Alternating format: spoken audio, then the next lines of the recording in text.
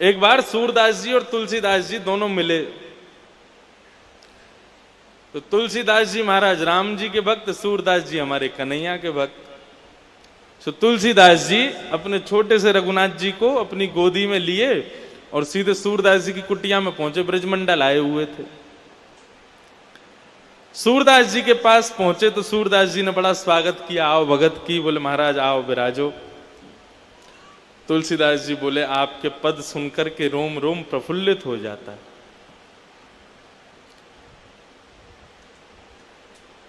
तुलसीदास जी महाराज सूरदास जी दोनों का संवाद चल रहा है। तो तुलसीदास जी ने थोड़ी सी छेड़छाड़ शुरू की, आनंद लेना शुरू किया।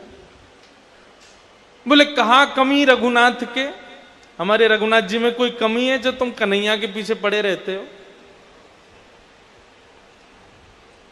सबको छोड़ो, हमारे रघुनाथ जी की शरण में आ जाओ।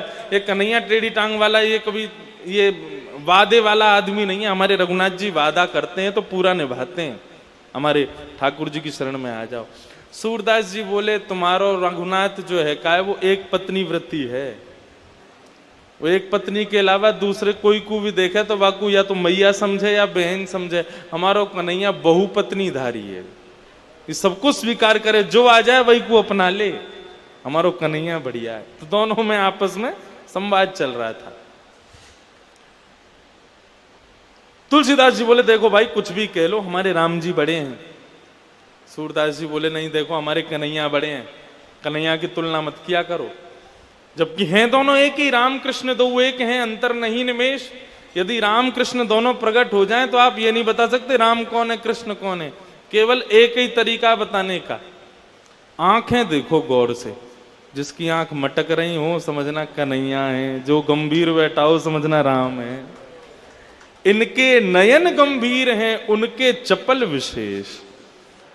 जो कभी यहां देखे तो तुरंत यहां देखे और फिर यूं देखे, ऐसे देखे, यहां देखे, वो समझना ये कन्हैया है। और जो गंभीर दीर्घ गंभीर नेत्र एकांत करके बैठा हो राम जी। तो दोनों में आपसी विवाद हो गया। महाराज राम जी बड़े हैं, कन्हैया बड़े हैं। तुलसीदास जी बोले एक काम करो, तोल लो। तुम अपने ठाकुर जी को लेके तराजू में बैठो, हम अपने राम जी को लेके बैठे। जिसका पटला भारी वो बड़ा है। तो ठीक है। एक पेड़ पर तराजू लटकाया गया। सूरदास जी अपने गोपाल जी को लेकर के पहुंचे और तुलसीदास जी अपने रघुनाथ जी को लेके पहुंचे। सूरदास जी महाराज जैसे एक पडले में बैठे तो कहकर जय हो मेरे गोपाल जी लाज रखी हो, लेकर के बैठ गए। दूसरे पडले में तुलसीदास जी महाराज बैठे, जय हो मेरे श्री सीताराम लाज रखी हो, बैठ गए। अब दोनों ही बैठे तो तराजू ऊपर नीचे होते होते होते होते आकर के रुका तो श्री तुलसीदास जी का पल्ला नीचे चला गया, सूरदास जी ऊपर लटक गए हवा में। सूरदास जी बोले कहा भयो, बोले कहा भयो नीचे पाम लटका के देखो। सूरदास जी ने पैर लटका के देखे तो हवा में थे। सूरदास जी समझ गए कि हम ऊपर आ गए, ये तुलसीदास नीचे पहुंच गए, मतलब राम जी बड़े। तुलसीदास जी बोले अब हमने सिद्ध भी करवा दिया, राम जी बड़े हमारे। ये कन्हैया वनैया को छोड़ो, रघुनाथ जी की शरण आ जाओ। सूरदास जी ऊपर पटला से कूद गए नीचे, अपने ठाकुर जी को लेकर के कुटिया में आ गए और सिंहासन पर ठाकुर जी बैठा दिए और गुस्सा होकर के सूरदास जी बैठ गए।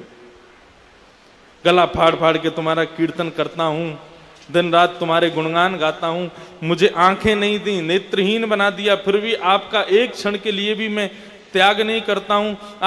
आज मां तुलसीदास के सामने मेरी नाक बचाने की जब बात आई तो मेरी नाक कटवा दी आपने। सक्टासुर मारने के लिए आया, इतने बलवान हो गए। पूतना मारने के लिए आई, 7 दिन के इतने बलवान हो गए। कंस को दोनों भुजाओं से उठा करके फेंक दिया। अरे और तो और गिरिराज जी को अपनी इकन्नी उंगली पर धारण किया, वहां इतने बलवान बन गए और यहां अपने भक्त की लाज बचानी तो हल्के बन गए। नेक थोड़े से भारी है जाते, मेरो पडला नीचे आ जा तो तुलसीदास के आगे मेरी नाक थोड़ी ऊंची हो जाती। अभी अन्योन्याश्रय हो गया ना। वो कह रहा है कि अब अपने ठाकुर जी को छोड़ो, मेरे ठाकुर जी की शरण में आओ। उसके ठाकुर जी बड़े हो गए तो ठाकुर जी प्रकट हो गए। बाबा दोनों हाथों से उनके गाल पकड़े। मोसो नाराज क्यों है रहे हो? बोले हाँ तुमसे नाराज क्यों नहीं होंगे। सब अच्छा ही तो किया आपने मेरे संग, मुझे नेत्र नहीं दिए, घर परिवार सब छूट गया, सबको छोड़ छाड़ के यहाँ कुटिया में रहते हैं, दिन रात आपका भजन करते हैं, अच्छा किया क्या आपने मेरे संग, आज मेरी नाक कटवा दी। ठाकुर जी बोले मोसो नाराज मत हो आप, मेरी गलती ना है, गलती आपकी है, गलती स्वयं करो और दोष मुंह को दे रहे हो। बोले हाँ गलती तो हमने कर दी जो आपके शरण में आ गए हम। बोले बाबा एक बात बताओ, एक से ज्यादा दो हूं मैं, दो से ज्यादा तीन। बोले और नहीं तो क्या, गिनती गिना रहे हो मुंह को यहाँ पे, एक दो तीन। गोपाल जी बोले बाबा आप पटला में बैठे, आपने कहा कही जय हो मेरे गोपाल जी मेरी नाक बचाइयो, कही तो एक तो मैं गोपाल जी, एक आप, दो लोग। और वो तुलसी बाबा बैठो का ने कहा कही जय हो मेरे श्री सीताराम, एक तो सीता जी, दूसरे राम जी, तीसरा वो बाबा। मां तीन बैठे, यहाँ पे दो बैठे, तो दो को पटला भारी होगो कि तीन को भारी होगो? बोले तीन को भारी होगो। बोले तो यही तो गलती है गई, आप भी कहते जय हो मेरे राधे गोपाल प्रभु, तो हम भी दोनों आ जाते, आपके पटला को नीचे ही लाते। अब दो ही बैठे थे तो पटला तो ऊपर जानो ही हो। सूरदास जी बोले जल्दी बैठो मेरे संग, गोदी में आओ। गोदी में लिए ठाकुर जी फिर से गए तुलसीदास जी के पास। सूरदास जी बोले फिर से तराजू टांगो। तुलसीदास जी बोले क्यों? बोले पहले एक गलती हो गई थी, अब हम दोबारा समझ के आए, अब की बार नाप तोल करवाओ। तुलसीदास जी बोले एक ही बार होगा, अब तो हम समझ गए कि तुमको किसने पढ़ा लिखा के भेजा है।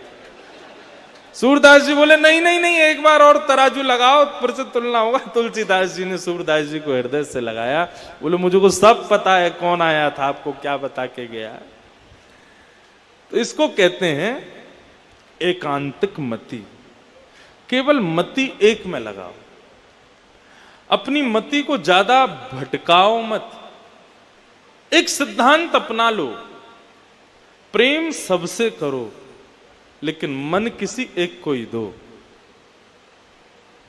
प्रेम सबसे करो, निष्ठा सब में रखो, लेकिन जब मन देने की बात हो तो मन ना रहे 10-20। एक हथों सो गयो श्याम संग। एक ही मन है, उस मन को ठाकुर जी को दे दो, उसको 10-20 जगह बांटते मत रहो। एक ही है, उसको ठाकुर जी को दे दो, बस ऐसा भाव रखो।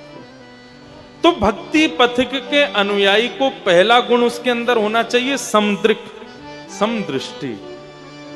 दूसरा गुण उसके भीतर होना चाहिए एकांतिक मति। मति मन केवल एक में लगावे।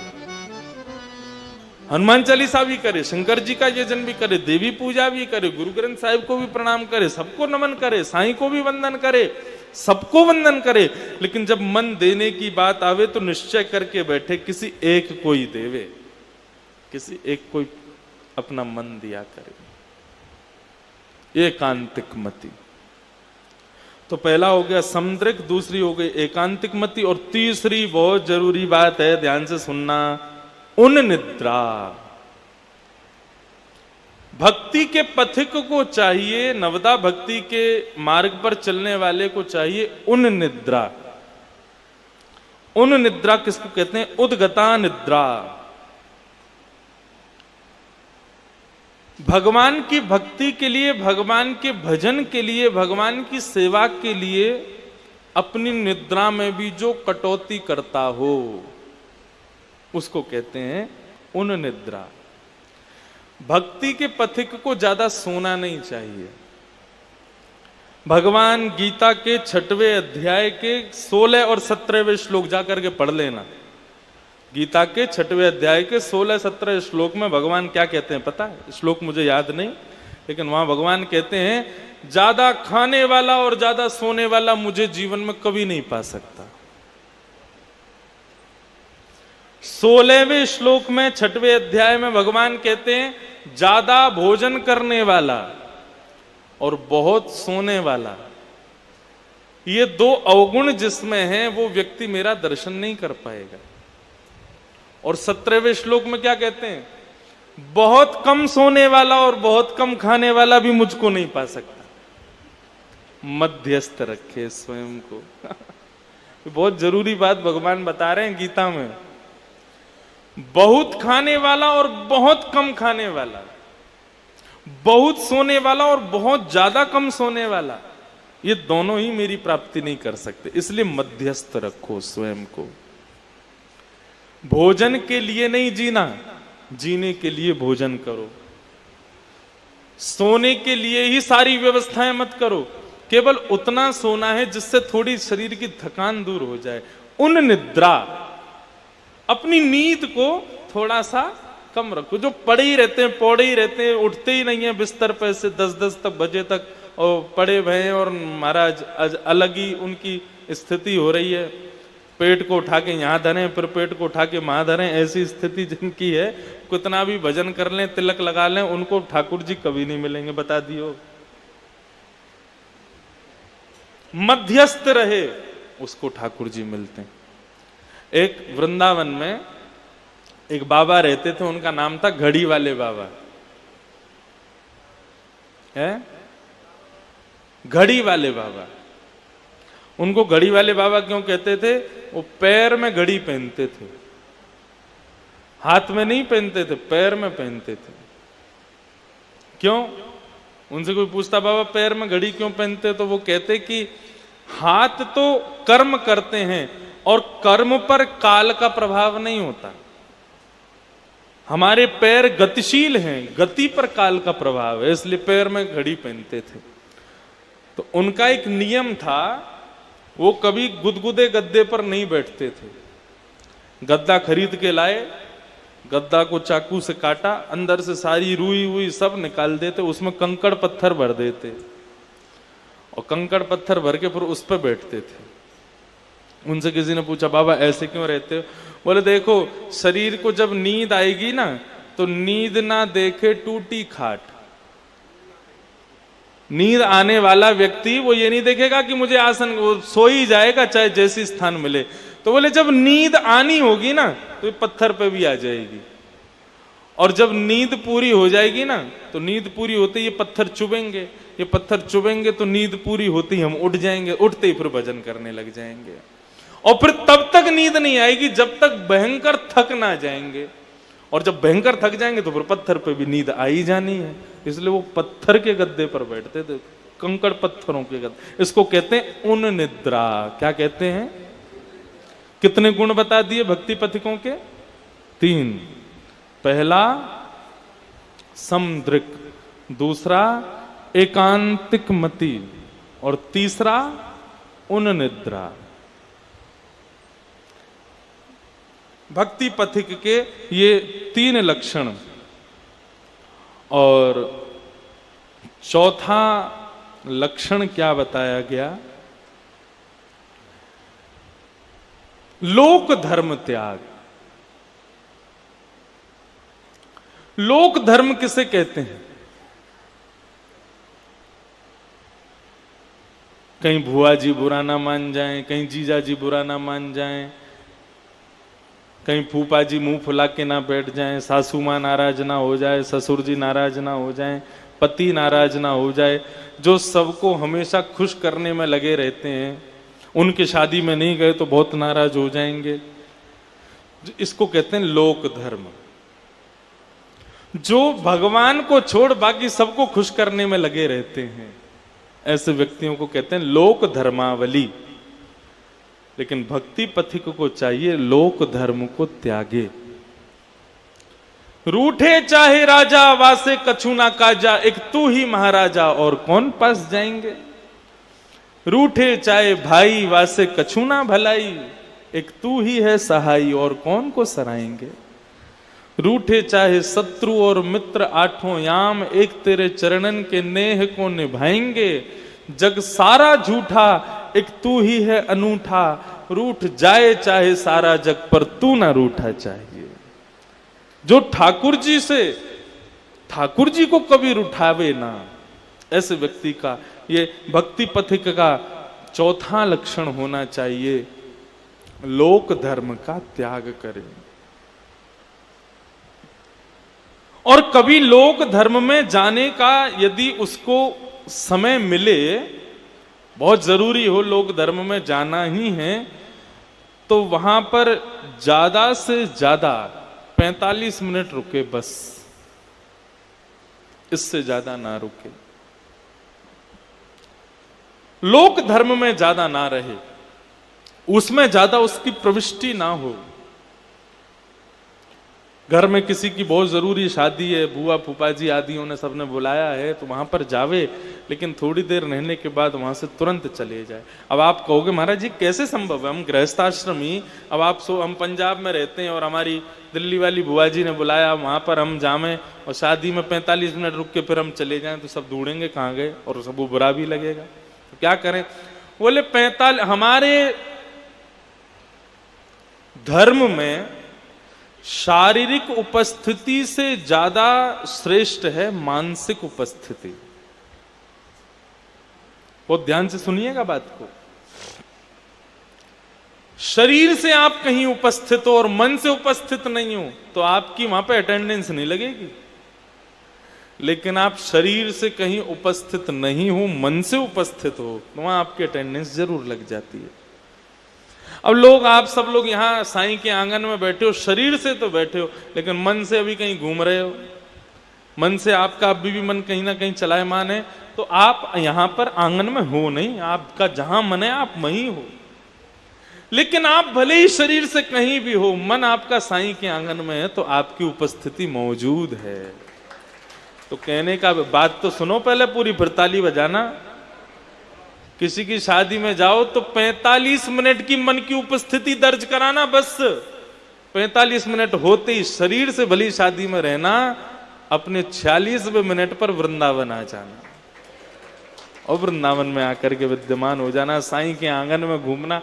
मेरे सामने साईं घूम रहे हैं, सामने श्री रघुनाथ जी विराज रहे हैं, बिहारी जी के आंगन है, ऐसी भावना रखो। इसे कहते हैं लोक धर्म का त्याग।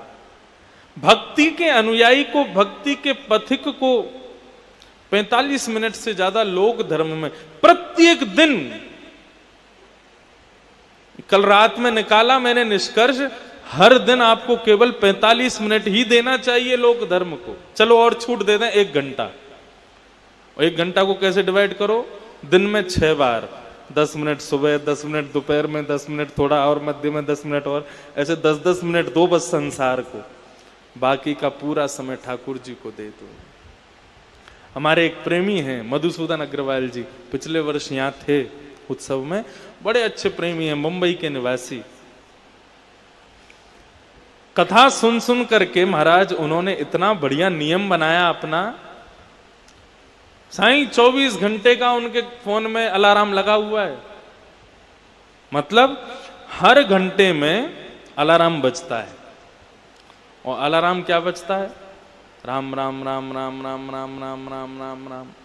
उन्होंने एक समय फिक्स किया है, 11:10 पर अलार्म बज जाएगा, राम राम। वो किसी भी काम में हो उस समय सब छोड़ देते हैं और बैठ करके राम राम राम राम हरि स्मृति करते हैं। मुझे बताया, बोले महाराज जी उसका प्रभाव रहता है फिर 1 घंटे तक राम जाप का, और 1 घंटा जैसे ही पूरा होने वाला होता है इतने में फिर से अलार्म बज जाता है, 12:10 पर फिर अलार्म, राम राम राम राम, और फिर सब काम छोड़ के फिर हरि स्मृति करता हूँ। अब तो ऐसी स्थिति हो गई है, बोले रात में सोता भी हूं ना, सोने में भी अलार्म बजता है, तो मेरा रात में भी कीर्तन होता है, राम राम राम। ये हमारे जीवन की सार्थकता है। हर सेकंड, हर क्षण, हर स्थिति में हरि स्मृति करो, हरि भजन करो। तो चौथा लक्षण क्या है भक्ति पथिक का, लोक धर्म का त्याग करे।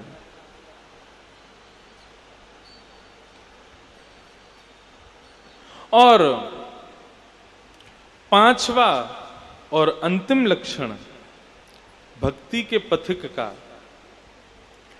जब संसार में रहे, जब सत्संग से विलग रहे, जब साईं से विलग रहे, जब ठाकुर जी से विलग रहे, तब स्वयं को निर्जीव समझे, और जब साईं के सन्मुख आवे तब स्वयं को जीवित समझ करके भुजा उठा करके नृत्य करे, आनंद करे। ये उसका 5वां लक्षण। हर स्थान पर स्वयं को निर्जीव समझे और ठाकुर के स्वयं को सजीव समझे, ये उसका 5वां लक्षण। तो ये भक्ति पथिकों के 5 लक्षण हैं। इन 5 लक्षणों पर काम करना शुरू कीजिए, इनको धीरे धीरे जीवन में लाना शुरू कीजिए। उसके बाद ये 9 भक्ति धीरे धीरे जीवन में आएंगी। ठाकुर जी का अनुभव निश्चित होगा, ठाकुर जी जरूर दिखेंगे। तो कल कितनी भक्ति हो गई थी? 3। श्रवणम, कीर्तनम विष्णु, स्मरणम, और चौथा आया पाद सेवनम। पाद सेवनम मतलब ठाकुर जी की चरण सेवा। कल इन 3 स्थितियों का जब हम प्रसंग सुन रहे थे, तब मन में एक श्लोक आ रहा था कि भगवान किन के पीछे चलते हैं, वो एक भाव आ रहा था। तो भगवान वहां कहते हैं जिनमें 5 गुण हैं मैं उनके पीछे रहता हूं, उनको मेरे पीछे रहने की जरूरत नहीं है।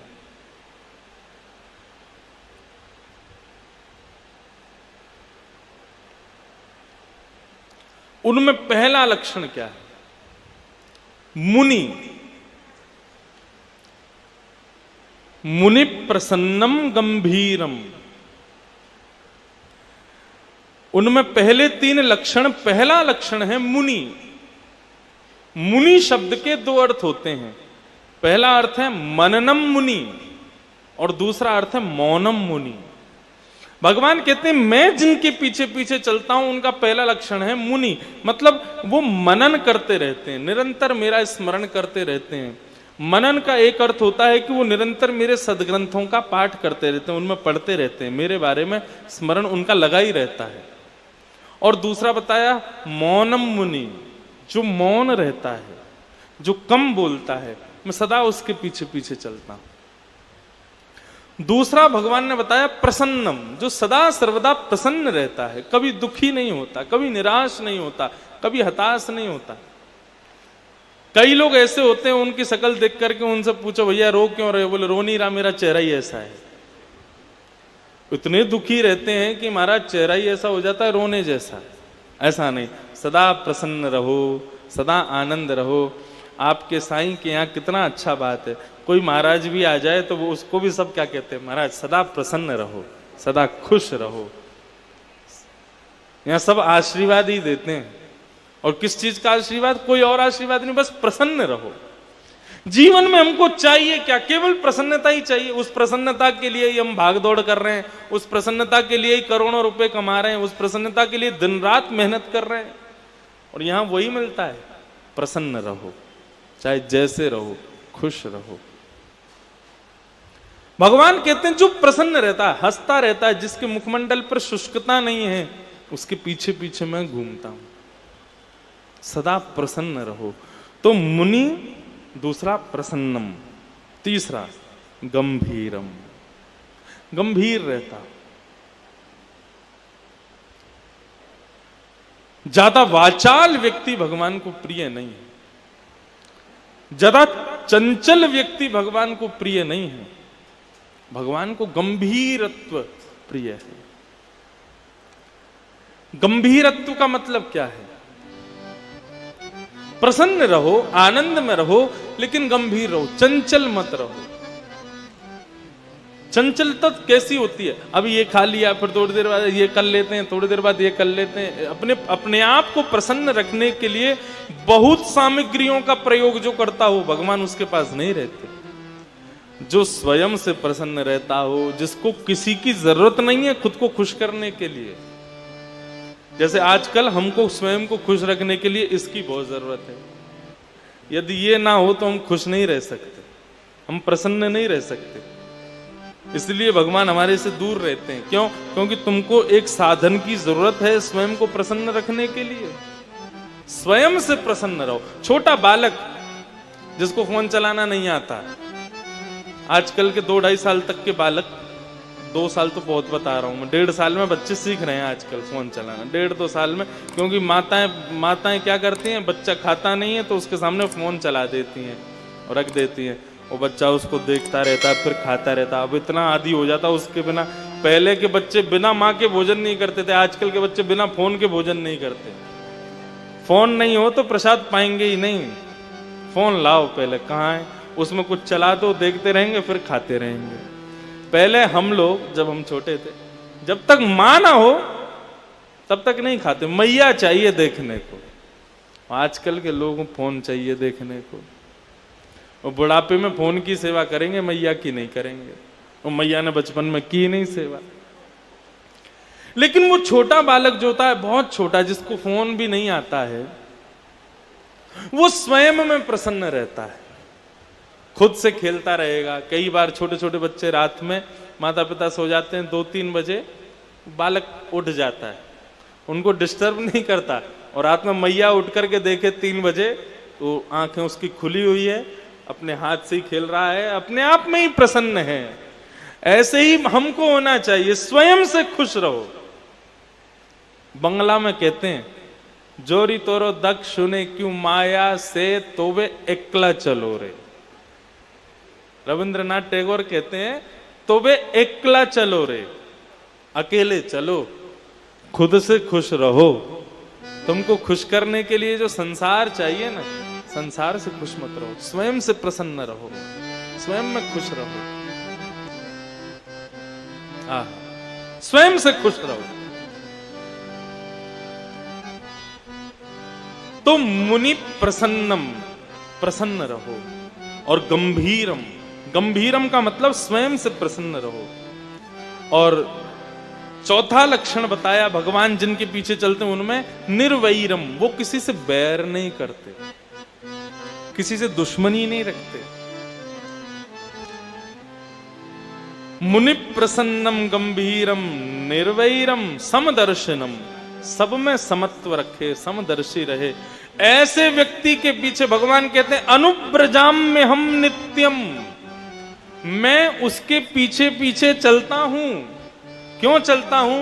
बोले पूये ये रण्य रेणु भी, मैं उसके पीछे क्यों चलता हूं? बोले इसलिए चलता हूं भैया, ये आगे वाला जो व्यक्ति जो मौन है, जो प्रसन्न है, जो गंभीर है, जो निर्वैर है, जो समदर्शी है, इस व्यक्ति के पीछे मैं इसलिए चलता हूं ताकि इसकी चरण रेणु उड़ करके मेरे माथे से लग जाए, मैं भी धन्य हो जाऊं। भगवान उसकी चरण रज पाने के लिए पीछे चलते हैं। इसलिए सदा प्रसन्न रहो, सदा खुश रहो। चरण रेणु, भगवान किसकी चरण रेणु में सदा सर्वदा रहते हैं? गाय, गौ माता। आगे गाय, पाछे गाय, इत गाय, उत गाय, गोविंद को गायन में बसवो ही भावे। तो जो चौथा भक्ति का लक्षण है वो है पाद सेवनम।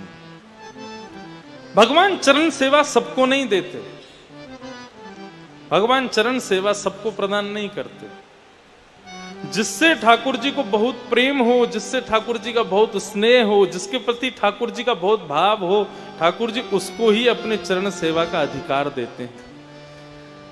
मैंने जो अभी लक्षण बताए हैं आपको, इन लक्षणों का यदि कोई स्वीकारीकरण करे, इन लक्षणों को यदि कोई जीवन में उतारे, तो ठाकुर जी अपनी अंग सेवा, चरण सेवा उसको निश्चित प्रदान करते हैं। और नहीं तो एक बात बोलूं, ठाकुर जी की चरण सेवा यदि पानी है तो वृंदावन में एक उपाय है, और वो उपाय क्या है? श्री किशोरी जी के चरण सेवा करना शुरू कर दो, श्री किशोरी जी के चरण स्मरण करना शुरू कर दो, श्री किशोरी जी का स्मरण करना शुरू कर दो, ठाकुर जी अपनी चरण सेवा अपने आप तुमको दे देंगे।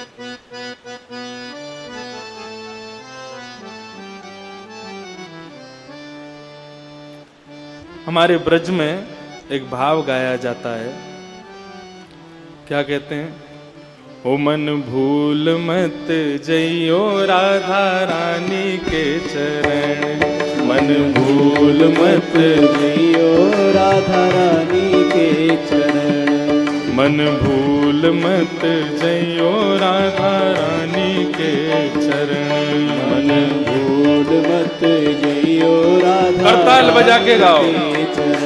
मन भूल मत जइयो राधा रानी के चरण, मन भूल मत जइयो राधा रानी के चरण, ओ राधा चरण, श्यामा प्यारी के चरण, राधा रानी के चरण, श्यामा प्यारी के चरण, राधा रानी के चरण, श्यामा प्यारी के चरण, राधा रानी के चरण, श्यामा प्यारी के चरण।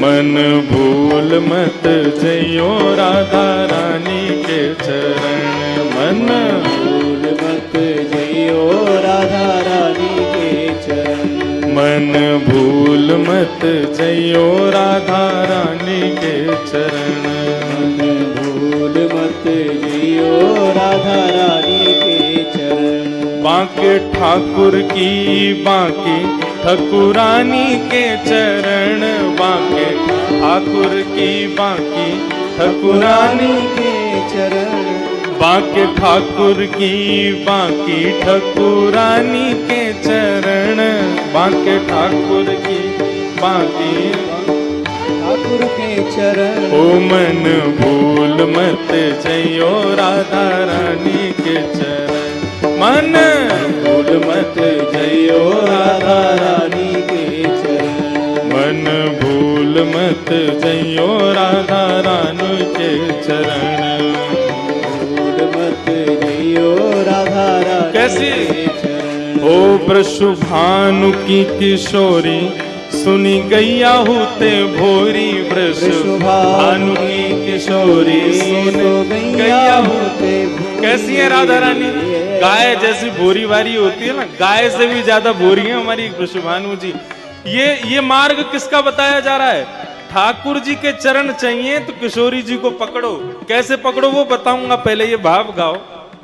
हो वृषभानु की किशोरी सुनी गैया होते गोरी, वृषभानु की किशोरी सुन गैया होते भोरी, प्रीत जान के हो ठोरी तो ही राखेगी शरण, प्रीत जान के हो ठोरी तो ही राखेगी शरण। यदि किशोरी जी को आप में एक गुण भी दिख गया ना, एक सद्गुण भी दिख गया, किशोरी जी तुरंत अपने चरणों में रुक लेंगे। ओ प्रीत जान के हो ठोरी तो है राखेगी शरण, प्रीत जान के हो थोरी तो है राखे। इसलिए भैया मन भूल मत जइयो राधा रानी के चरण,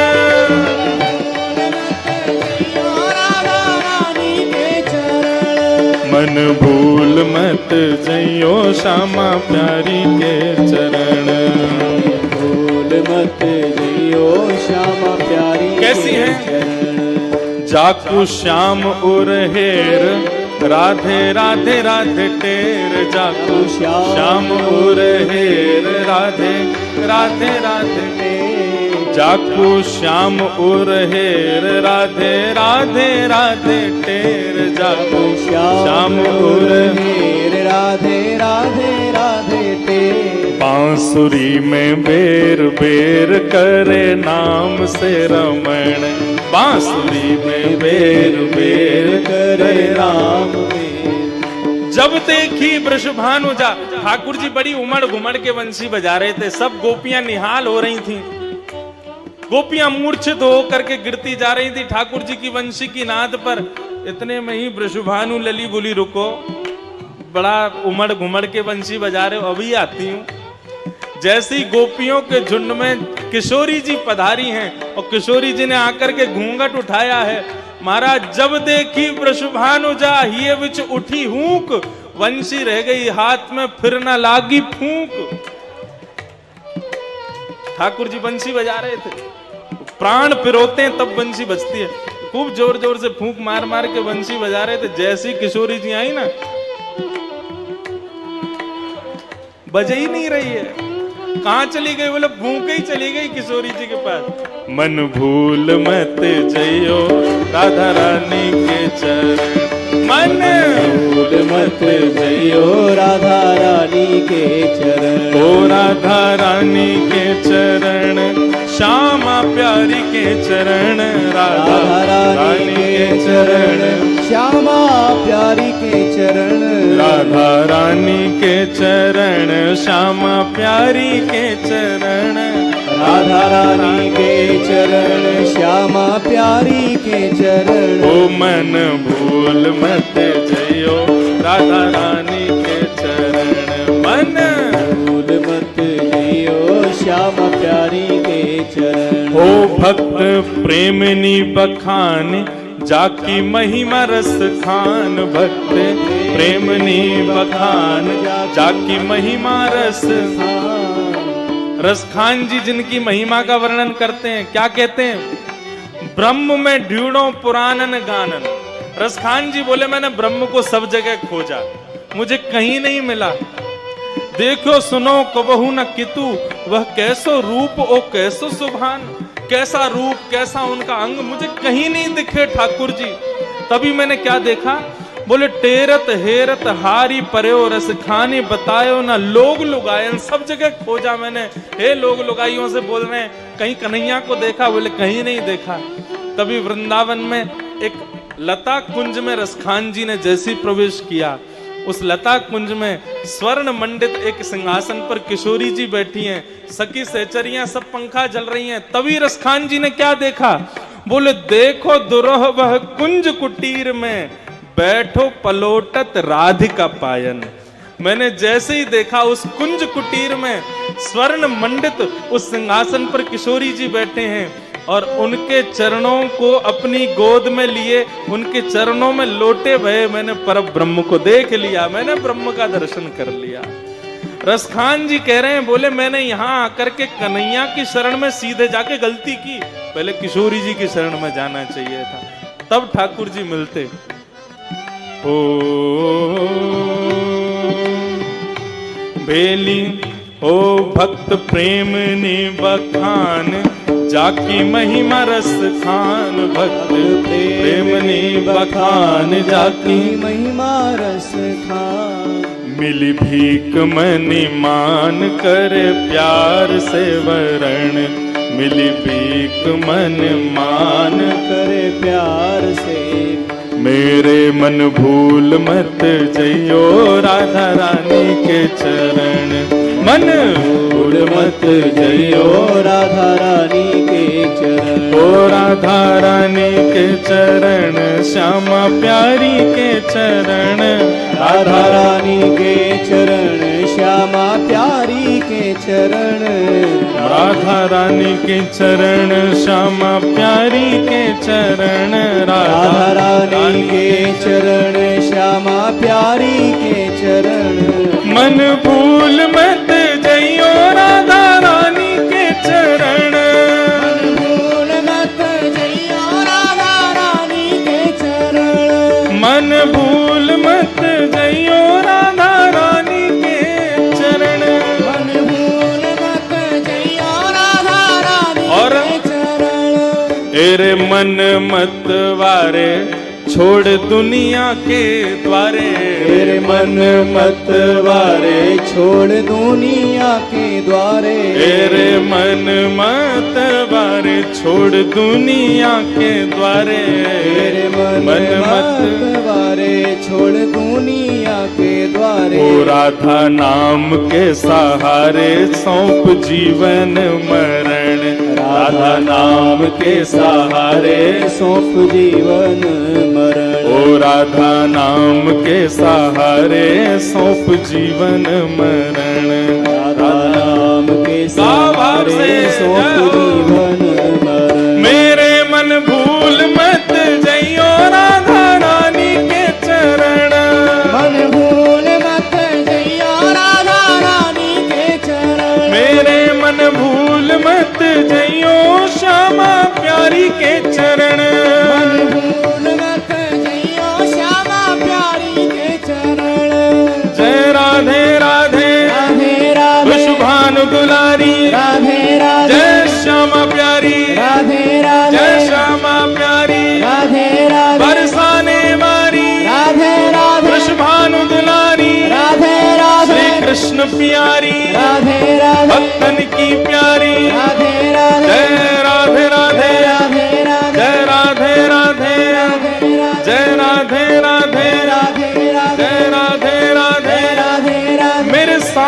प्यारी, राधे राधे मेरे साईं प्यारी, राधे राधे जय राधे राधे, राधे राधे वृषभानु दुलारी, राधे राधे हे नंद दुलारी, राधे राधे हे श्यामा प्यारी, राधे राधे बरसाने वाली, राधे राधे बरसाने वाली, राधे राधे वल्लभ की प्यारी, राधे राधे हम सब की प्यारी, राधे राधे जय राधे राधे, राधे राधे जय राधे राधे, राधे राधे जय राधे राधे, राधे राधे जय राधे राधे, राधे मन भूल मत जइयो राधा रानी के चरण, भूल मत जइयो राधा रानी के चरण, मेरे मन भूल मत जइयो श्यामा प्यारी के चरण, भूल मत जइयो श्यामा प्यारी के चरण, मेरे मन भूल मत जइयो राधा रानी के चरण, भूल मत जइयो श्यामा प्यारी के चरण, मेरे मन भूल मत जइयो श्यामा प्यारी के चरण, भूल मत जइयो श्यामा प्यारी जय जय श्री राम, बोल मिठले बाबल साईं अम्मा की सदा ही जय। तो भैया ये चौथी भक्ति है क्या, पाद सेवनम। यदि ठाकुर जी की चरण सेवा चाहिए तो किशोरी जी की शरण ग्रहण कर लो। अच्छा, ये बात केवल मैं कह रहा हूं, ऐसा ही नहीं है। ठाकुर जी की चरण सेवा यदि चाहिए तो उसके लिए किशोरी जी की शरण ग्रहण करो। ये बात श्रीमद् भागवत में हमारी ब्रज की अधिष्ठात्री श्री यमुना महारानी ने इस बात को वर्णन किया है। कब वर्णन किया, बहुत ध्यान से सुनिएगा, बहुत सावधानी से सुनिए। यमुना महारानी भगवान जब अपनी लीला पूरी करके चले गए तो वज्रनाभ भगवान के नाती पर पौत्र 16,100 राजकुमारियां जो भगवान कृष्ण की थीं, अष्टपटरानी तो भगवान के साथ चली गई, लेकिन 16,100 राजकुमारियां धराधाम पर रह गईं। उनको लेकर के वज्रनाभ वृंदावन आ गए और वृंदावन में निवास करने लगे। तो भगवान की जो 16,100 राजकुमारियां थीं वो बड़ी दुखी रहती थीं, बड़े कष्ट में रहती थीं, कृष्ण वियोग में रहती थीं। तो कृष्ण वियोगी समस्त पटरानियां भगवान की 16,100 रानियां एक दिन रोते रोते यमुना जी के किनारे गईं। हमारे वृंदावन का जल इसलिए भी खारा है क्योंकि कृष्ण विरह में संपूर्ण ब्रज गोपियां, कृष्ण विरह में कृष्ण पटरानियों ने जो अपने अश्रु भाए वही इस भूमि में वृंदावन के अंदर विद्यमान है। तो कृष्ण पटरानियां रुदन करती हुई यमुना जी के किनारे गई। यमुना भगवान की चौथी पटरानी है।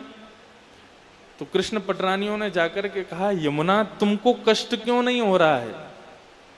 कृष्ण विरह में हम रो रो करके हमारी स्थिति कैसी हो गई देखो, लेकिन तुम प्रसन्नता से हो, तुमको कोई कष्ट नहीं है, तुमको किसी भी प्रकार का कोई शोक नहीं है, क्यों? तुमको कृष्ण की याद नहीं आती क्या? यमुना महारानी ने सूत्र बताया, प्रकट हो गए और 16,100 राजकुमारियों से कहा कि मुझे बिल्कुल दुख नहीं होता। बोले क्यों, तुम कैसी पत्नी हो? अपने पति के वियोग का कष्ट तुमको क्यों नहीं होता? तुमने ऐसा क्या किया जिससे तुमको वियोग नहीं होता, हमें भी बताओ। तब यमुना महारानी प्रति उत्तर दे रही हैं, क्या कह रही हैं? आत्मा रामस्य कृष्णस्य ध्रुवमात्मास्ति राधिका तस्या दासप्रभावेण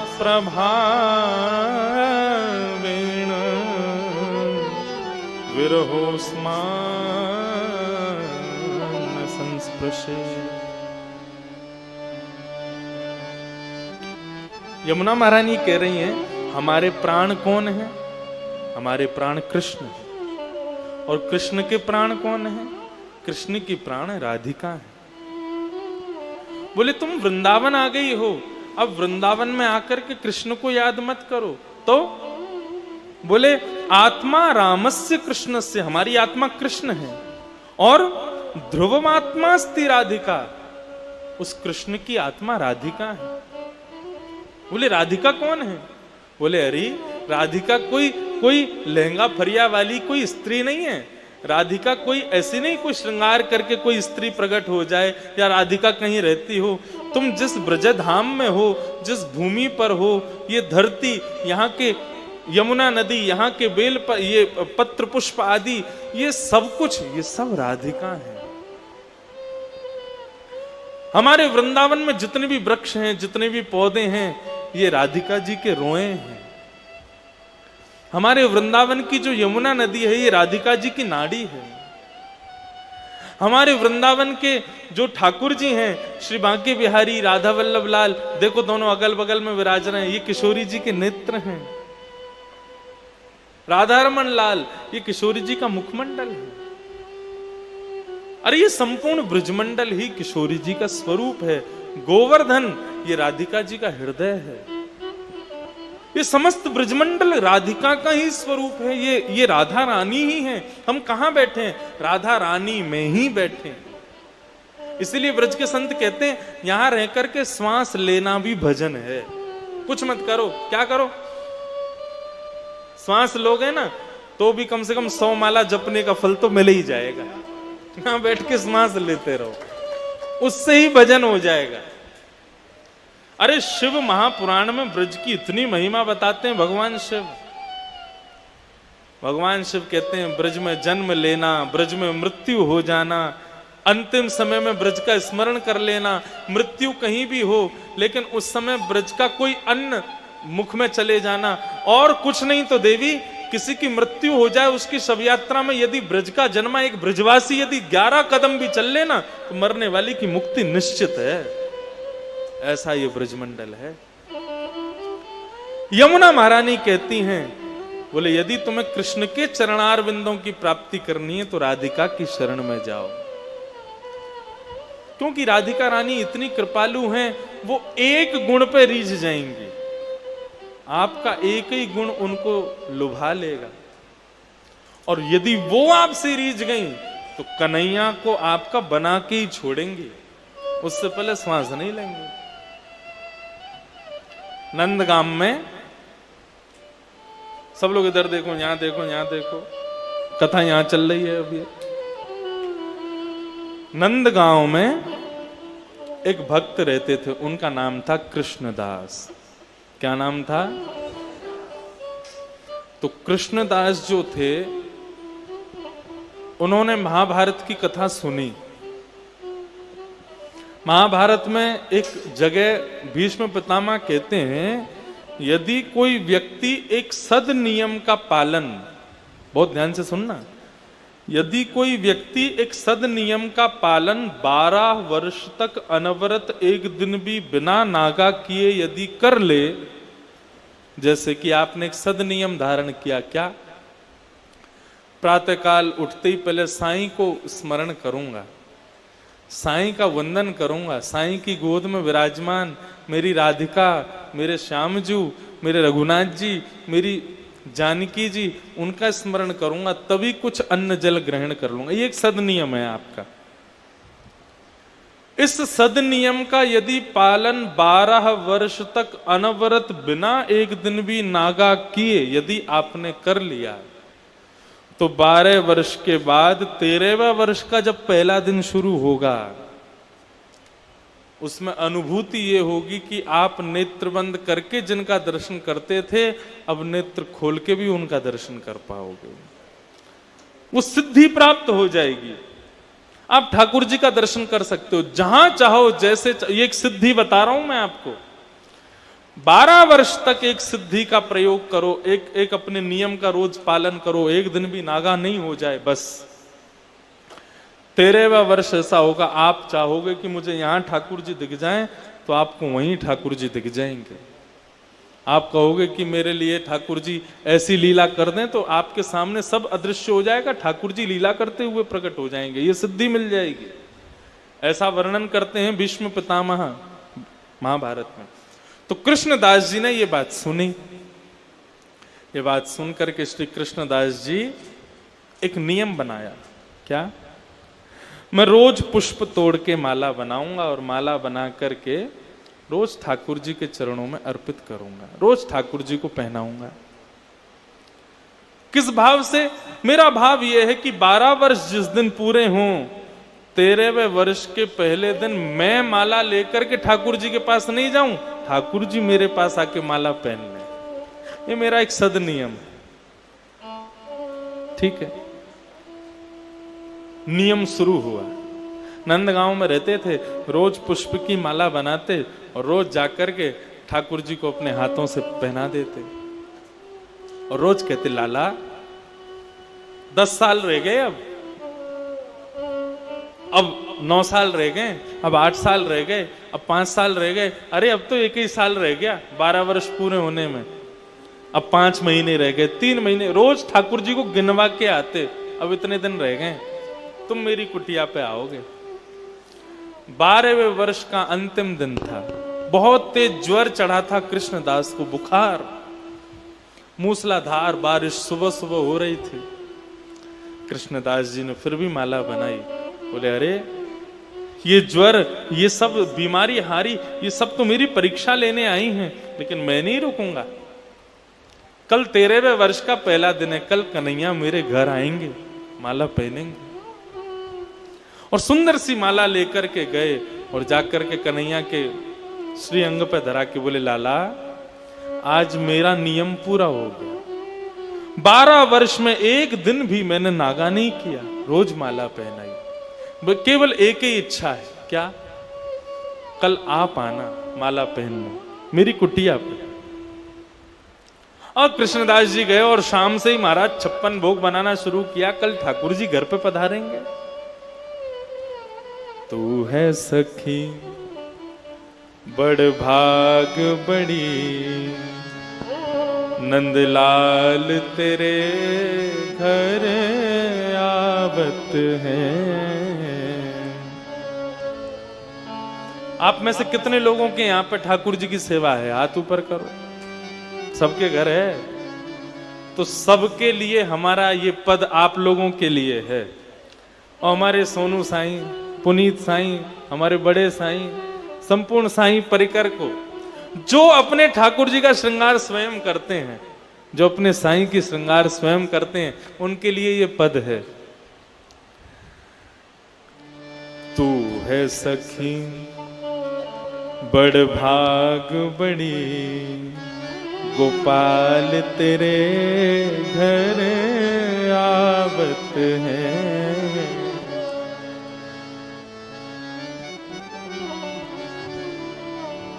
तू अपनो श्रृंगार करत है, तू अपनो श्रृंगार करत है, तू अपनो श्रृंगार करत है, तू अपनो श्रृंगार करत है। ये दर्पण हाथ दिखावत है रे, दर्पण हाथ दिखावत है। तू है सखी बड़ भाग बड़ी, गोपाल तेरे घर आवत है।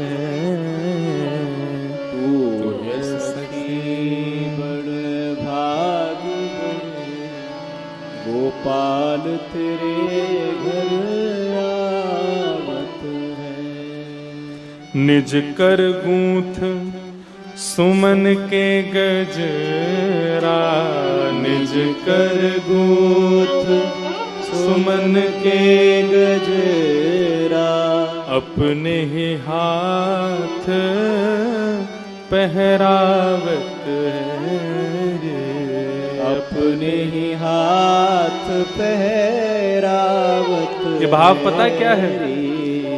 जिनके भी घर ठाकुर जी विराज रहे हैं, जो अपने हाथों से ठाकुर जी की सेवा करते हैं, तो ऐसे लोग जब ठाकुर जी की निरंतर सेवा करते हैं तो ठाकुर जी वर्णन करते हैं, जिनके घर में मेरी निरंतर सेवा होती है, ऐसे मेरे अर्चक जब स्वयं का श्रृंगार करते हैं, जब स्वयं को दर्पण में देखते हैं, स्वयं के केश काटते हैं, स्वयं का श्रृंगार करते हैं, वो स्वयं नहीं करते, उनके हाथों में विराजमान होकर मैं ही उनका श्रृंगार करता हूँ, मैं ही उनके केश काटता हूँ, मैं ही उनको शीशा दिखाता हूँ, मैं ही उनको दर्पण कराता हूँ।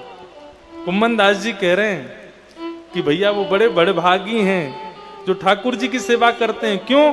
क्योंकि फिर उसके बाद जब वो अपना श्रृंगार करते हैं ना, तो स्वयं नहीं करते, ठाकुर जी ही उनका श्रृंगार करवाते हैं। जिनके घर में ठाकुर जी की सेवा होती है वो बड़े सुंदर लगते हैं देखने में, क्योंकि ठाकुर जी को सजाते हैं ना, इसलिए उनमें भी नूर आ जाता है, उनके स्वरूप में भी एक विलक्षणता आ जाती है। देखो हमारे साईं के यहाँ कितने सुंदर सुंदर हो आप सब लोग, सब सुंदर हैं यहाँ जितने भी हैं। सिंधी सुंदर होते ही हैं, लेकिन साईं के दरबार में जो सिंधी नहीं है वो भी सुंदर लगता है। तो देखो हम सुंदर नहीं लग रहे ये किसका प्रभाव है? यहां जब हम आते हैं ना, साईं अपने कर कमलों से हमारा श्रृंगार कर देते हैं। ये भक्ति का श्रृंगार चढ़ा है महाराज। बाहर कहीं किसी आयोजन में जाओगे, शादी ब्याह में भी कुर्सी पर बैठा व्यक्ति कोई ना कोई मुरझाया हुआ दिख जाएगा, लेकिन यहाँ दूर तक नजर घुमा लेना, एक के चेहरे पर मुरझाहट नहीं होगी, सब सुंदर दिख रहे हैं।